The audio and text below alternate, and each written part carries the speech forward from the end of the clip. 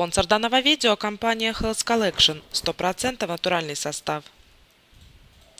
В чем опасность храпа? Храп – это серьезное заболевание, которое сопровождается резким звуком, раздражающим всех окружающих. Часто храп является сигналом организма о сердечно-сосудистых заболеваниях, сильных аллергических реакциях, хронической усталости и других более серьезных заболеваниях. Не так давно исследования показали, что храп является причиной остановок дыхания на протяжении цикла сна.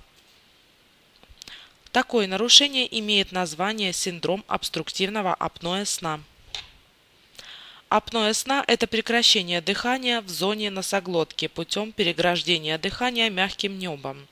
Иными словами, можно сказать, что апноэ – это неожиданная остановка дыхания во время сна. В момент прекращения дыхания учащается пульс и повышается давление. Также возможно снижение уровня насыщения крови кислородом.